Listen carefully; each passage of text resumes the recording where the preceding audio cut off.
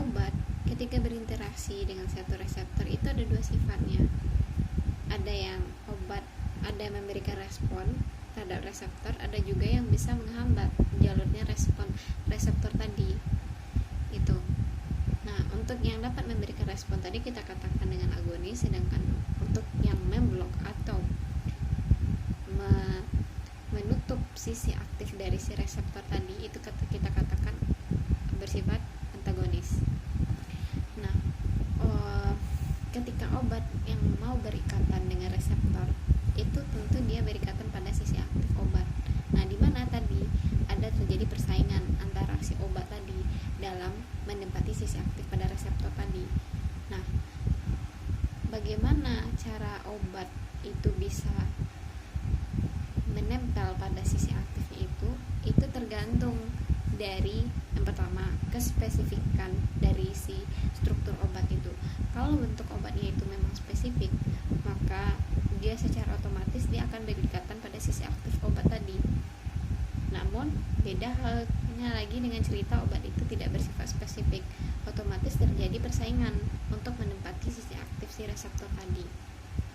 Nah, makanya itu tadi ada kasus obat yang dihambat dengan obat lain, karena tadi bisa jadi karena obat yang menghambat tadi memiliki afinitas yang tinggi, sehingga obat yang mau menempel pada sisi aktif obat karena afinitasnya rendah itu kalah dengan obat yang menghambat yang memiliki nilai afinitas yang tinggi. Itu untuk mekanisme penghambatan pada sisi aktif tadi, pada sisi aktif reseptor, atau kita katakan mekanisme dari antagonis obat tadi, itu bisa kita lihat pada gambar. Inhibitor atau penghambat yang bersifat kompetitif itu dia bekerja menghambat atau memasuki wilayah sisi aktif si reseptor. Jadi ketika dia menempati sisi aktif, otomatis senyawa lain dari obat yang ingin berikatan dengan sisi aktif itu tidak bisa lagi karena udah terblok jalannya menuju ke sisi aktif si reseptor tadi. Tuh, jadi adanya persaingan kompetitif. Nah, kalau non kompetitif itu tidak ada persaingan untuk menempati sisi aktif. Cuman di sini teorinya seperti ini, ada suatu inhibitor yang menempati salah satu sisi pada reseptor. Nah, jika dia sampai menempati pada sisi itu, dia bisa merubah sisi aktif pada si reseptor. Oleh sebab itu, senyawa yang ingin berikatan dengan reseptor pada sisi aktif itu tidak bisa lagi karena bentuk sisi aktifnya telah berbeda. Makanya itu disebut dengan inhibitor non kompetitif. Salah satu contoh yang bekerja sebagai antagonis ini itu misal pada suatu reseptor histamin H2. Nah, itu ada suatu obat yang bersifat agonisnya itu ada histamin. Jadi histamin akan berikatan pada histamin H2 reseptornya. Namun di sini juga ada suatu penghalang, yaitu obat simetidin. Nah, itu bersifat antagonis. Nah, ketika kedua obat ini bersamaan diminum, maka untuk mencapai suatu sisi aktif si reseptor itu perlu adanya saingan, karena ada obat yang bersifat antagonis dan ada obat yang bersifat agonis tadi.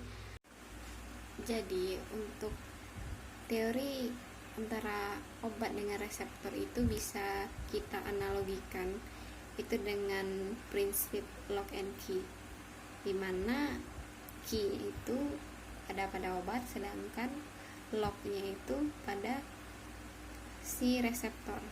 Jadi si obat ini jika ingin berinteraksi dengan reseptor, dia harus menempati sisi aktif dari reseptor agar mampu memberikan efek.